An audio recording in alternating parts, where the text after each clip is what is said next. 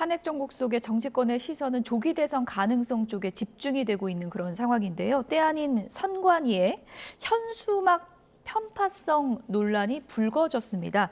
국민의힘 정현욱 의원이 지역구에 그래도 이재명은 안 됩니다. 이 현수막을 걸려고 그랬는데 선관위에서 불가하다 이런 방침을 내린 것으로 전해졌잖아요. 네. 선관위 결정 어떻게 보세요?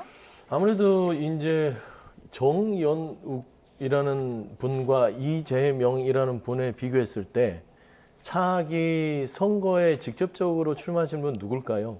이재명 대표잖아요. 그러니까 선관 입장에서는 저게 좋은 말이든 안 좋은 말이든 결국에 이름이 나간다는 거는 선거에서의 어떤 인지도에 영향을 미칠 수 있는 것이죠. 예. 정치인이라는 것은 예. 좋은 또 이미지로서 인지도를 높이기도 하지만 나쁜 이미지로서도 그 이름이 알려지면 선거에 영향을 미칠 수 있어요. 예. 그래서 저는 그런 부분에서 판단한 것이지 이게 어떤 뭐 선관위가 어떤 주관적으로 특정 누구에게만 뭔가 손을 들어준다? 그건 아닌 것 같아요. 예.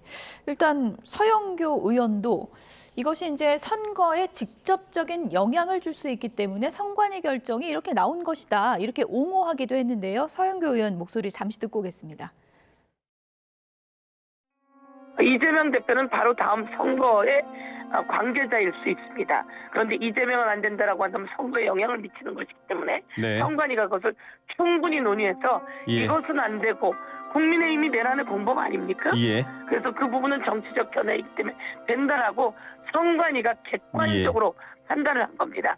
자기 마음에 들지 않는다고 선관위를 함부로 무시한다면 윤석열 대통령이 선관위를 뒤지고 선관위를 차단시키고 서버까지 다 드러내려고 했던 그 내란에 동조하는 것이다. 이렇게 볼 수밖에 없습니다. 네, 만약에 당장 조기 대선 열린다면 우리 후보지 않느냐 이런 지금 반박이거든요. 어떻게 들으셨습니까? 그 만약이 잘못된 얘기입니다. 예. 서영교 의원은 기본 전제를 잘못 알고 계시고 선관위도 마찬가지예요. 조기 대선이 확정됐습니까? 지금 그런 거 아니잖아요. 지금 선관위의 주장이나 서영교 의원 얘기는 조기 대선이 있기 때문에 불과 몇 개월 사이에 있을 선거에 나설 수밖에 없는 이재명 대표 안 된다. 이 내용은 이재명 대표에게 굉장히 안 좋은 내용이기 때문에 예. 선거의 공정성을 해친다 뭐 이런 주장 아니겠어요. 중요한 건 조기 대선이 된다는 어떠한 확증도 안 갖고 있습니다. 저희가. 그렇죠? 그냥 가면 27년 3월 대선이에요. 아직 2년도 더 남았어요. 그냥 놔두면. 그런데 이걸 가지고 곧 선거가 있을 테니 이렇게 조건을 딱 걸고 이거는 이재명 대표에게 굉장히 불리하니까 안 된다고 말한 선관위 결정 자체가 대단히 논리적이지 않다는 거죠. 그래서 오늘 다시 회의를 한다고 하는 거 아니겠어요? 중요한 건 선관위가 자꾸 이런 식으로 어떤 현수막 허가하냐 불허하냐를 가지고 몇 년에 걸쳐서 저희에게 좀 불리한 판단을 내리고 있는데 판단 근거 자체가 국민들로부터도 받아들여지지 않으니까 자꾸 불신을 받고 있다. 이재명 안 된다도 그럼 정치적 견해예요.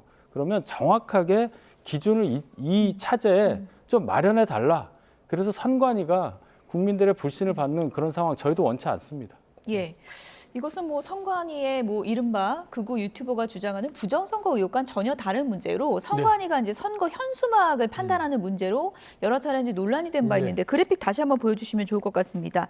지난 2021년 보궐선거 때도 지금 뭐 일로 합시다, 일합시다는 허용을 하고 내로남불 위선이라는 단어는 불허하고 이래서 또 여야 공방이 벌어지는 게 있잖아요. 네.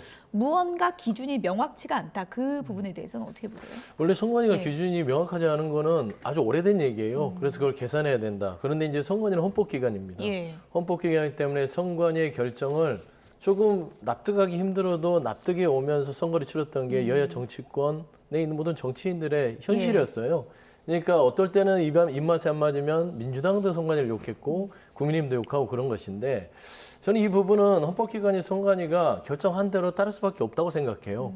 그럼 헌법기관이 선관위가 내 마음에 안 든다고 마음대로 하면 그거를 산하기관으로 둬야지 왜 헌법기관으로 둡니까? 그래서 거기에 맡겨놨으면 거기에 따를 수밖에 없는 것이고 나중에 되면 또 반대가 될 수 있습니다. 이재명이라는 이름을 지금은 불허했지만 그때는 또 허용하면 또 민주당에서 그게 말이 되냐? 할 수도 있기 근데 때문에 기준이 또 바뀌면 안 되는 거 아닙니까? 그러니까 그거는 선관위의 어떤 제도적인 미비점이에요. 늘 예. 그래왔어요. 예. 중앙선관위는 지방선관위의 결정과 늘 다른 각자의 의견들이 다 달라요. 예. 그리고 심지어는 선관위 결정 사항을 검찰에서는 법원에서는 또 증거로 채택도 안 해주는 상황이에요. 그래서 저는 이런 부분들은 선관위의 제도적인 개선 부분이고 이 논란에 대해서는 뭐 선관위가 한 번 더 검토를 한다니까 지켜보는 게 좋겠는데 선관위는 기본적으로 저도 오랫동안 선관위를 이렇게 국정감사를 해왔던 사람의 한 사람으로서 예. 이게 최악의 경우수를 두는 겁니다. 선관위 판단은. 예. 본인들의 책임을 면피하기 위해서 그러니까 조기 대선이 확정된 것도 아니지 않냐라고 하는데 조기 대선은 확정됐다고 가정하에 이걸 결정을 하는 거예요. 만에 하나 확정이 됐을 때 본인들이 이걸 허용하면 거기에 대한 책임을 돌려받아야 되기 때문에 저는 선관위는 늘 그런 결정을 해왔다. 그래 보시는 게 맞을 것 같습니다. 서영주 부대변인께서도 지금 선관위 결정을 납득을 못 하시니까 말씀을 길게 하시면서도 전 핵심을 잘 모르겠어요. 결론은 선관위가 잘못했다 이 얘기잖아요. 선관위가 잘못했다는 소리가 아니라 선관위의 결정을 존중해야 된다. 하지만 선관위 자체는 늘 어느 정도의 그 해석 자체가 일관성 부분들에 있어서 지적을 받아왔다. 그 얘기를 하는 것이죠. 예. 더 하실 말씀 글쎄요, 있으십니까? 뭐 잘못된 예. 걸 존중하라 하는 것에 대해서 야당이 지금까지 어떤 행위를 했는가를 잘 보시면 저희 입장도 좀 생각해 주세요. 헌법기관이 국무총리 대통령 권한 등에 대해서 지금 날짜 정해서 거부권 행사 안 하면 탄핵하자고 하는 분들이 선관위는 헌법기관이니까 예. 헌법기관의 결정을 존중하자 앞뒤가 안 맞는다고 저는 생각합니다. 그건 좀 별개의 문제 아닐까요? 예. 우리가 이제 재판부를 마음에 안 들더라도 재판에 대한 결과는 또 존중을 해야 되는 거 똑같습니다. 어쨌든 뭐 이재명은 안 됩니다. 이것을 불허했다가 다시 논의하겠다. 지금 선관위가 입장을 좀 바꾼 건데 최종적으로는 어떤 결정을 내릴지 좀 보도록 하겠습니다.